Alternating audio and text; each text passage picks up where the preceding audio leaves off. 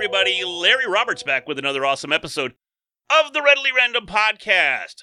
I'm joined today with a gentleman by the name of Alex McClafferty, and I'm gonna guess that he's from Australia. Are we Australia or New Zealand? Where are we at? We're Australia. You know what? I feel like I need to do some jumping jacks or something to get my energy up so my voice sounds as good as your voice sounds. Well, I appreciate that. I got to be honest, Alex, one of the reasons that I'm so hyped right now is A, I'm talking to you, and B, I've been working on a online course, and I was actually doing some of the voiceover for that course prior to calling in with you. So some of that energy that I'm putting into my course is carrying over to the podcast, which I'm kind of glad. It's kind of fun that way. I hear you, man. You know what? I would pay you money to narrate my life. So I think you're going down the right path. Oh, well, we'll talk about that after the show. I'm excited. So just to give folks some background on you, man, back in 2013, you co-founded a company called WP Curve. And at the time, it was doing less than $500 a month. And we're not talking $500K. We're talking $500 in revenue. And then somehow you turned that thing around in a span of 2 years, grew the business to something of somewhere around a 7-figure run rate. Mm-hmm. And then in 2016, you sold it to GoDaddy. I mean, it sounds so easy, doesn't it? When you put it like that, it sounds like a really simple linear process. Exactly. 3 years and you're home free. Oh, yeah. It was like an absolute walk in the park. I didn't even break a sweat.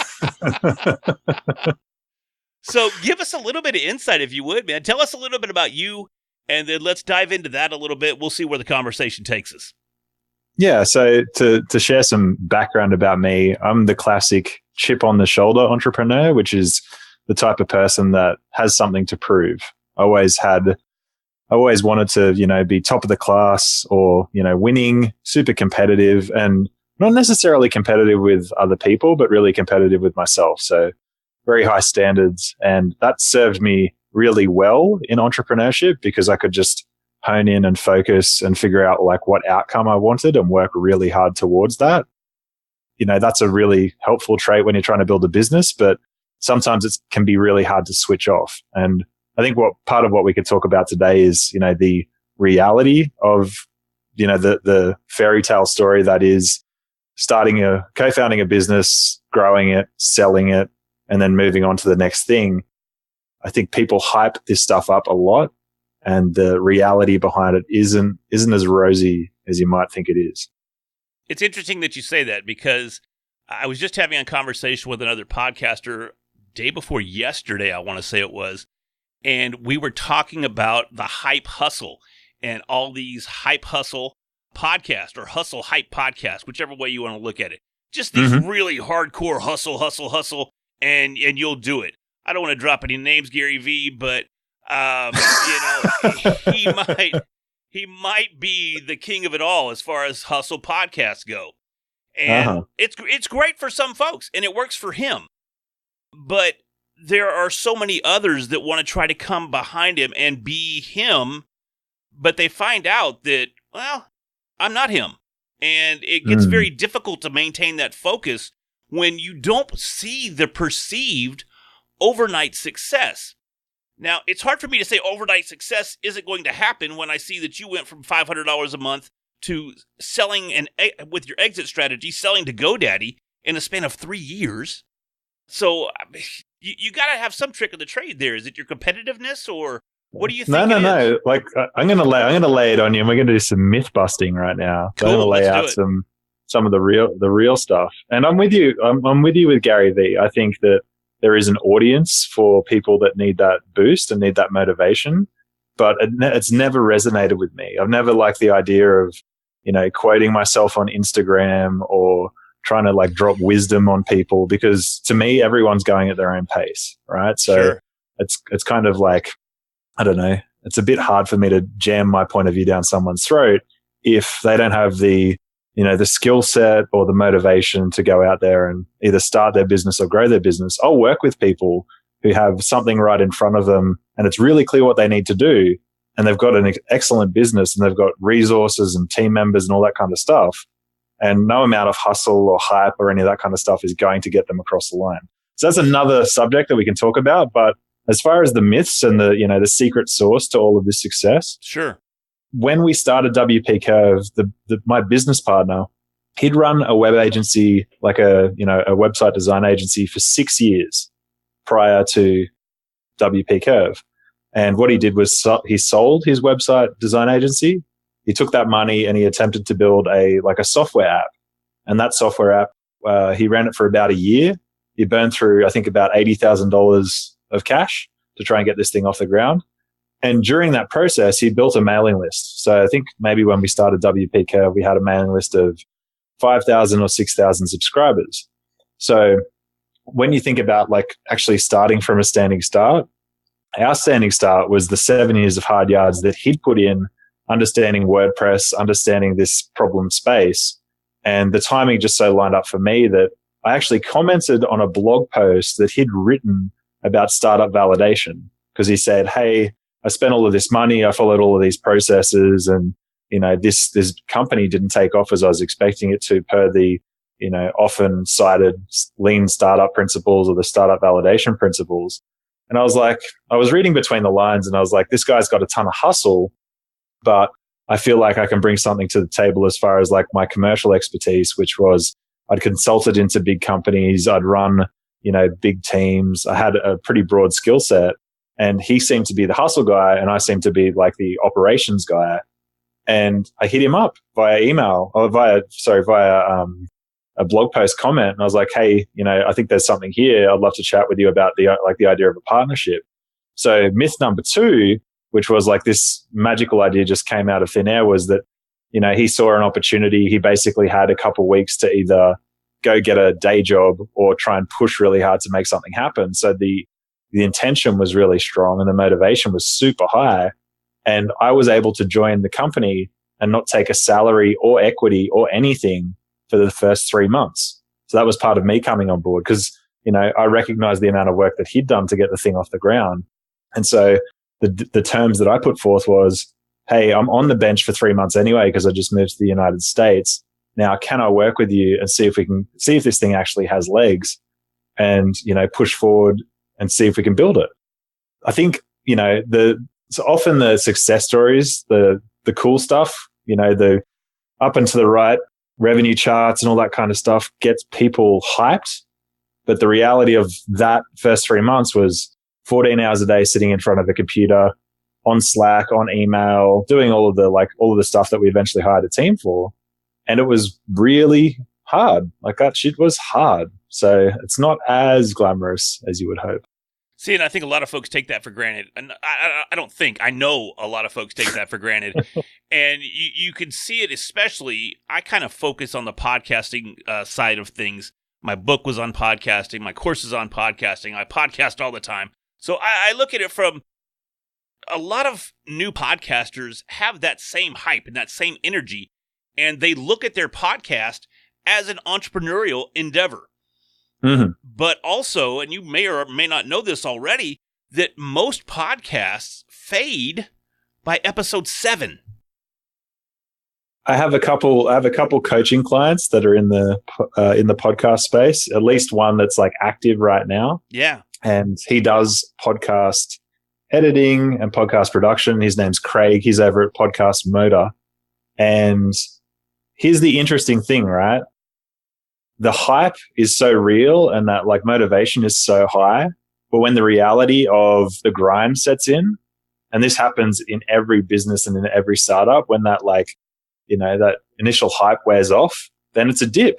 You hit this dip and you're like, whoa, man, I wanted to get, thousands of listeners, but I'm only having maybe my mom and a couple of my friends listening to this thing. How do I make myself different? What do I do to differentiate? Right. And that's where you start to learn. But ultimately, a lot of people will pull out because it gets super hard. It gets really hard. Well, and that takes us kind of into the competitiveness that you were talking about just a couple of minutes ago. The competitiveness with yourself and the ability to drive yourself to be better.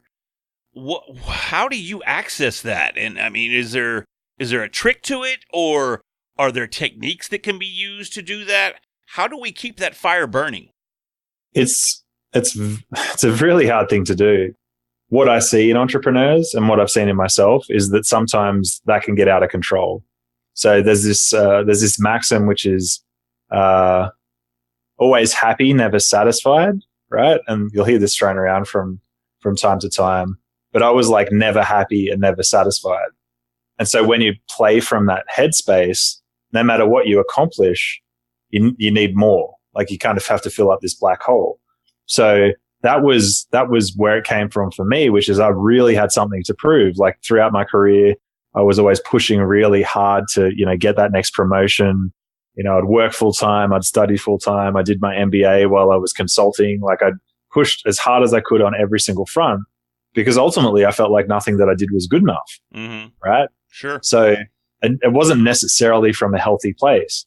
And now I've come out of the other side of all of that and been able to, at some level, observe my behavior and observe the behavior of others.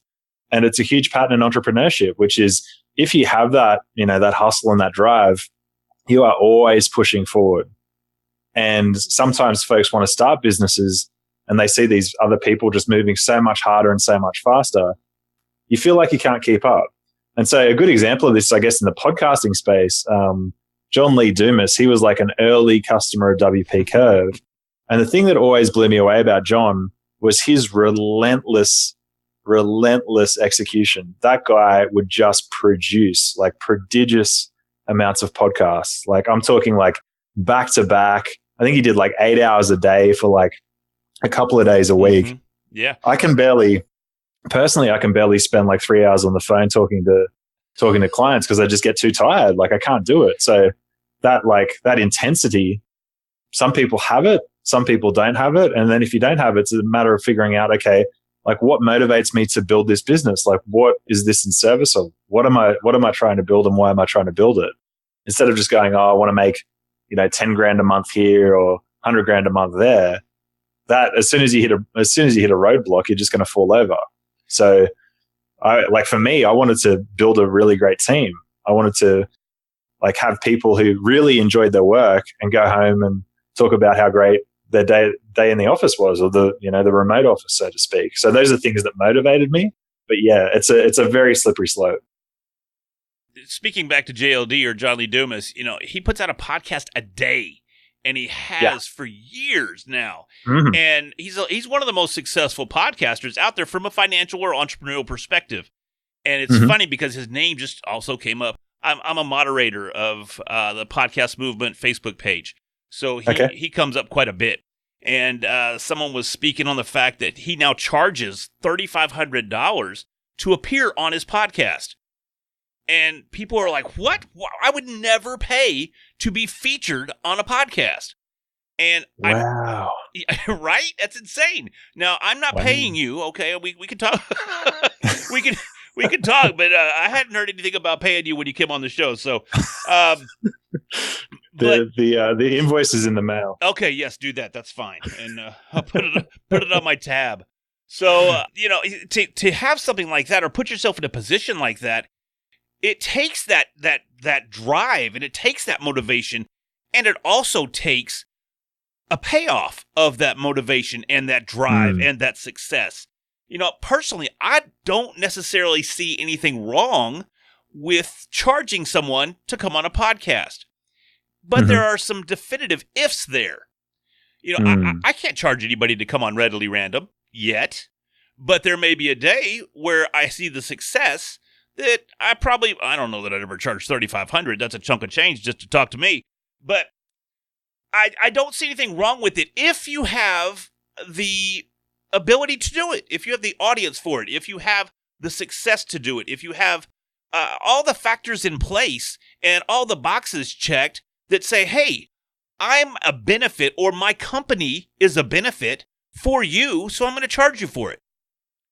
And so this is an interesting topic because there's another podcaster that I admire and respect, and this guy's been grinding at it for 10 years, I'm sure, even longer, Jordan Harbinger. And Jordan Harbinger used to be on The Art of Charm, and now he has his own show. And if you look at how that guy approaches podcasting, he looks at it as an art form. He studies his interviewee. he gets to know their business, he gets to know their story. He will like basically pull together a dossier of information, and it's all about, for him, it's all about production value and the quality of the content.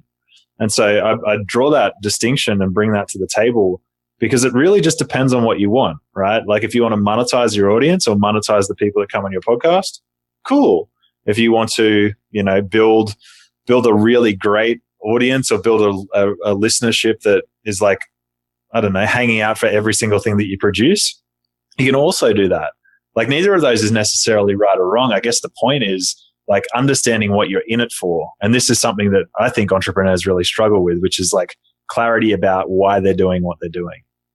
Oh, I don't disagree with that at all. We all, at least most of the entrepreneurs that I speak to, seem to do it just for they don't want to do the normal 9 to 5. They don't want to grind in the rat race. They don't want to report to anybody. They want to be their own boss. And they look at their entrepreneurial ideas to free them from that rat race. But then they get out there and they go, oh my God, I'd give anything to go to work from 8 to 5 and take an hour lunch and 2 15-minute breaks or whatever it may be. And I guess it's difficult for a lot of people to understand, and maybe you can shed some light on this, as to how when you feel that stress and you feel that burnout coming on, there's a ton of stress there. And how can you cope with that so that you don't just throw in the towel? It's hard. It's super hard. And this, throw a couple more maxims at you, but one that I like is like, if you think your boss is horrendous, like try working for yourself, because you're 10 times worse than any horrible boss that you've ever had, purely because your standards are so much higher. Like if you slack, or even if you have a pretty good week as far as productivity goes, you're still going to be very, very hard on yourself. And so as far as burnout and like maintaining, focus and composure and pushing through, one thing that I've found is like having sprints. And by sprints, like sprinting is like a term used in software development, but it's basically like you have a window of time in which to accomplish something and then you rest.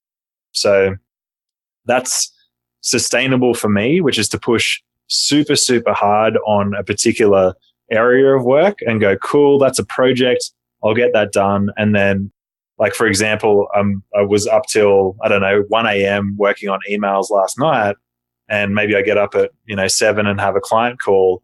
But after that client call, I go and play basketball for a couple of hours to reset.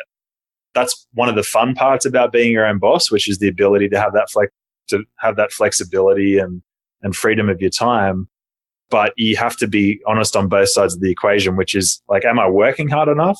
But am I also giving myself enough space to recuperate, enjoy the fruits of my labor, or even enjoy, some downtime, which I still struggle with. Like, left to my own devices, we're recording this at 4 p.m. on a Friday afternoon, and I've still got a ton of energy. Like, I'm happy to talk to you. So if you're intrinsically motivated, sometimes that can also get in your way, because you'll just keep working because it's a ton of fun. Right. And, it's funny because you're talking about you being your worst boss, and I struggle with that regularly just because nothing I do appears to be good enough. I always, even if I call it done, even if I go, okay, I recorded this sounds great, and I put it away for X number of days. And if for some reason I have to go back to that and I listen to it again, I hate it. My tone there was wrong. I didn't say that word quite perfectly. And I'll catch myself just redoing work over and over and over again. It's just like this course that I mentioned. It was supposed to be out in January. And it's not that I'm not working on it. I'm working on it every day, literally. But I keep adding. I keep adding to it. I keep redoing it. I keep going back. And my coach that I've hired for this course, she's patient,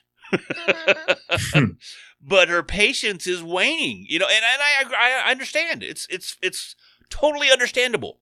So I'm trying now to balance that with this second half of getting through the material, and it almost feels like I'm cutting out some of the quality, or at least what I consider some of the quality, just to get it done.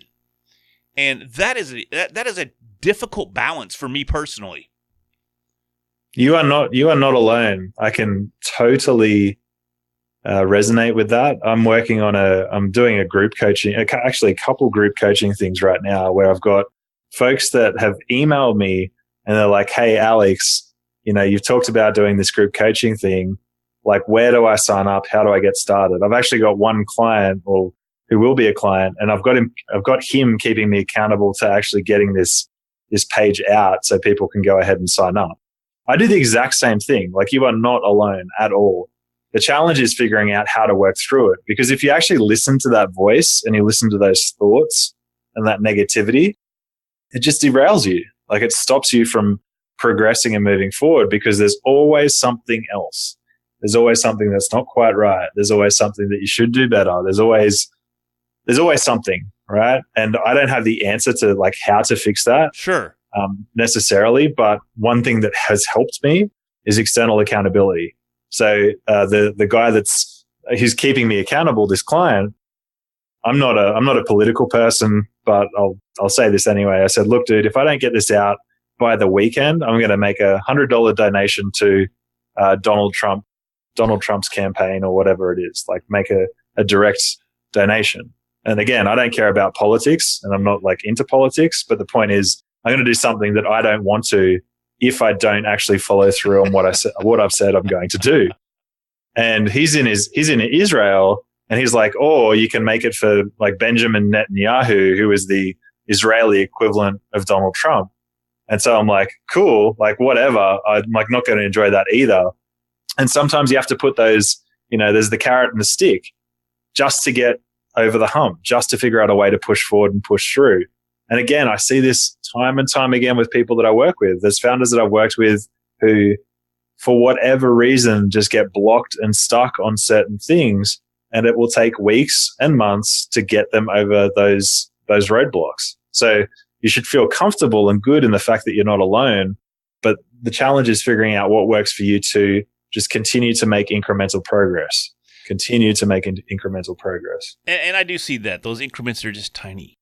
That's all, they're just small. So, and if I have any coaches listening right now, which I'm sure I do, one of the things that I see, especially in this scenario with my coach right now, is the money's a motivator for everyone, obviously.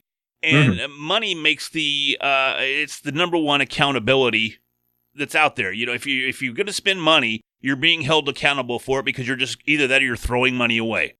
And coaches aren't generally all that inexpensive. So you're going to be throwing away a significant amount of money if you don't stay on top of this thing. But this particular coach, and I love her to death, she's awesome. She has a very unique monetization strategy in that you don't pay her up front. All she does is she claims the first course that you work, and she gets 50% of all profits for that course. That's how she gets paid. So, granted, there's motivation there for her to coach me through this and for me to finish, because neither one of us make any money if it never goes live, right? But she literally gets no money if I just fluff off. So I'm not really feeling a whole lot of intense pressure right now because I'm not paying anything out of pocket. I'm not being held accountable really, except within myself. And a lot of times, if we're only held accountable within ourselves, it's pretty easy to let ourselves down or find an excuse not to move forward or insert your other comments there. You know what I mean? Yeah. Well, here's the thing. I've had engagements with clients where one of my early clients, I deferred payment from him because I knew that he was starting out, right? So I was working. This is while I was, working at GoDaddy, and I had a really healthy income and have money in the bank and everything else. So the motivation for me was not necessarily making money. It was more about like walking the path with him and helping him get unblocked on certain things. And that's where I was getting the motivation from. And I was like, cool, we can defer it until you've got the cash at hand to make it happen. Now, I love the idea of aligning incentives, and they can work for and against you.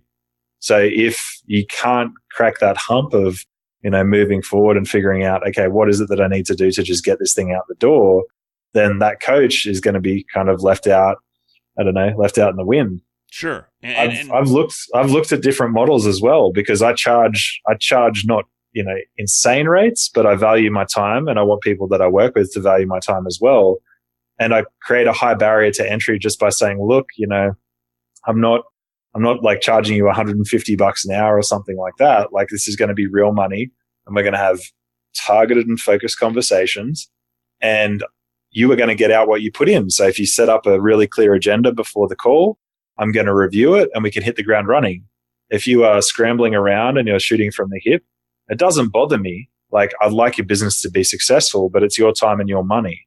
I'm going to be here anyway. Sure. And so I drive that accountability back to the person that I'm coaching. Some people are extremely diligent and will hit me with an agenda, 24, 48 hours before we chat. Some people will jump on and just be like, hey, this is what's happening. This is where I'm at.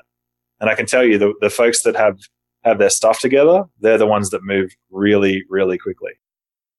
Having a plan is very, very helpful.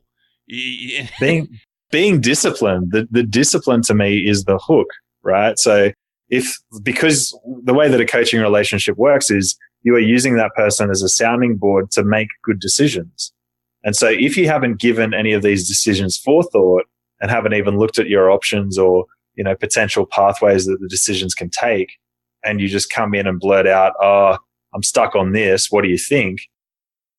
It's kind of garbage in, garbage out. If you say, hey, I've got this opportunity, these are 3 different ways I think it can go. What am I missing? Do you think there's a 4th or a 5th, thing that I should consider? Then that's a much higher level of conversation and so much more impactful.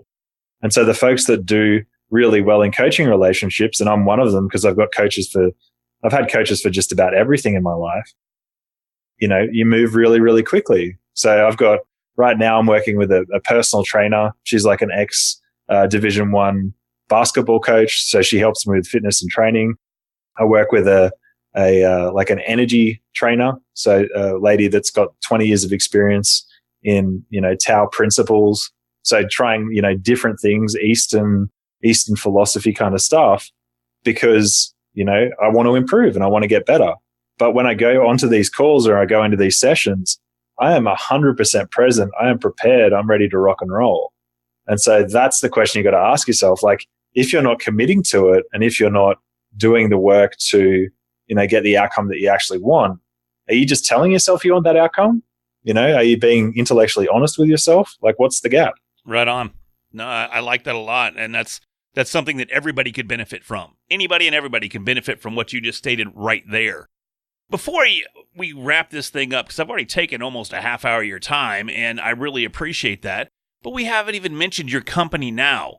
So tell me about Productize and what you do with Productize. I do this. I get to jump on a call with a founder and basically help them break down problems, challenges, issues, things that are going wrong in their business. And it's probably the funnest job in the world. Like, I've had times where I've jumped out of bed at 3 a.m. in the morning when I'm traveling, I'm in Europe or somewhere else, to get on a client call. Because I can do it. If I had the energy, I could probably do it 12 hours a day. And that's part of the reason that I'm, like walking that path and figuring out how to accumulate more energy to be more present and take more calls and help more people. But I'm a sounding board. I'm the guy that you come to and say, hey, we've built this business. It's looking like we're going to get acquired. Like, what do we need to think about? What do we need to do? And I can share examples from my acquisition and, tactics and strategies to get that done. Or I can share them from other acquisitions that I've worked on as a coach. Or maybe they want to grow their business, or maybe they want to land a partnership, or maybe, they've got a problem employee that they need to let go of. Like, you name it, as far as business problems go, I've either had experience dealing with it, or I can point you in the right direction to get that problem solved. So I get to be the fixer. And it's fun. Like, I just love it. It doesn't feel like work. So my days are filled up with, introductory calls to entrepreneurs who have big problems that they're trying to solve, and celebrating the successes and the milestones along the way. So I get all of the excitement and the juice from building and growing a business with none of the stress, because I don't have that overhead. So I love it. It's just a ton of fun. That's awesome, man. That's great. And I'm envious. That sounds like a lot of fun that you do there. let me ask you though. I see your website, and it's really geared towards companies per se, more than one employee. Are you looking more towards the mid to larger companies, or when you say entrepreneur, do you work with the solopreneur up to, I don't know, 4 or 5 employees? Do you work with that level of client as well? So the thing that I look for is a personality fit. So if I have a personality fit with the founder, I'm not really too concerned about where they're at as far as the progress of their business. So one guy I worked with, like, he was just getting his thing off the ground, but he had that much energy, and it was that excited about pushing forward with it that I could see he was going to be successful. He just needed the right guardrails to be put in place. And so, that was a business that started from nothing, got it up to like 30 grand a month in, I think, 6 months. And now he's doing, close to like 83 or 80 or something a month, purely off the fact that he had that like level of motivation. And I felt a connection with the guy. Right. I work with companies that are doing 8 figures in revenue a year and adding 8 figures in revenue a year. But again, what I look for is a fit personally with the founder to say, hey, do we have the same kind of, the same kind of beliefs? Are we in this for the right reasons? And the other thing that I actually took a call today, I don't work with anyone that's doing anything that's like gray hat. So, in violation of terms of service, those kind of things, those, like, ethically, I have to be super careful because I'm like, okay, well, I want to make sure that everyone that I work with is, not building a business that's on a super shaky foundation that can be shut down at any time. Right. I hear you. And it sucks because I get to talk to like very, very smart entrepreneurs that have super good ideas and have businesses that are growing like wildfire. And then I peel back a couple of layers and I'm like, hey, is this legit? And they're like, well, it is. Like, we can get away with it. And I have to say, look, unfortunately, right now I can't work with you. But when you come back with an idea that is, I don't know, at some level above board, I'd love to work with you. So I get to be selective with that. But for me, it's a personality fit and also, making sure it ticks the boxes as far as being, in an ethical space. Like, I would never work with anyone that's doing, I don't know, like alcohol or tobacco or any of that kind of stuff, because that's just not my jam. Right. And it's interesting you say that because I'm a retired alcoholic. I'm a recovered alcoholic. It took me several years to overcome that addiction and a lot of help too. Good for you. So, good for you, man. But clean now for 5.5 years. I'm not one of those that keeps up with the day, the week, the minute, Mm-hmm. But I think it was 13 is when I got all cleaned up and haven't had a sip of cold beer or nothing in that time frame. So pretty happy about that. Dude, that is phenomenal. I applaud you. And Appreciate that. That's harder than anyone listening to this would probably know. It's insanely difficult. And if I didn't have the support structure that I have, and I didn't have the friendships that I have and the wife that I have, I wouldn't even be talking to you right now. I can guarantee you I would have passed on by now. I guarantee it, 100%. So I'm very lucky in that regard. So, but the alcohol thing, it's not my gig either, so I can totally relate. and that's the nuance to this, right? Because if you go into these things with the right intention, like my intention is to help people grow companies that are going to help other people, right? Like, it comes from a good place. And I'll have people that are going through acquisitions and there's all this stuff going on, but it's ultimately about like landing the team, making sure they're supported, they get what they need, that, people aren't too unsettled and they can continue to do good work. And my belief is like, you kind of like get back what you put out. Yes. As far as, energetically and all of that good stuff. So if you come into something with the right intention, then, the path kind of lays before you. And you kind of have to trust that at some level. Like with my coaching stuff, I'm terrible at marketing myself. And I actually had to hire someone to go out and get me on podcasts. And that's how this connection was made with you, which exactly. is through Will, because I simply am not good at, promoting myself. And then I'm like, cool. I find somehow this guy found his way into my inbox and I knew him from, many moons ago. And here we are today. But that is about identifying where, what the gaps are and what you need help with. And so your example is a very extreme one, and I'm super happy that you were able to overcome that. For me, it was, getting out there and promoting myself. And, we all need help is the point. Like, we all need someone to lean on or to support. And I try and do that in my coaching business as well. That's awesome. And Usually right about this time of the podcast, I ask for something actionable. But I think you already gave us that right there. Find what you need. Look within yourself and find where you need the help. And don't hesitate to capitalize on the opportunity to seek it out and find it. And that can elevate you to the very next level or even higher than you ever would have imagined. Amen. Amen. All right, cool deal, man. Well, Alex, this has been a phenomenal conversation. I really appreciate your time. Give me just a minute. Let me wrap this up, and I'll get right back with you. Right on. Hey, guys, it's been another awesome episode of the Readily Random Podcast. And remember, if you want to start your own podcast and be awesome like me, grab my book, 1 + 1 = Podcast, where I simplify the equation of podcasting success. Thanks again for listening. I truly appreciate it, and I'll talk to you next week. Thanks. Bye.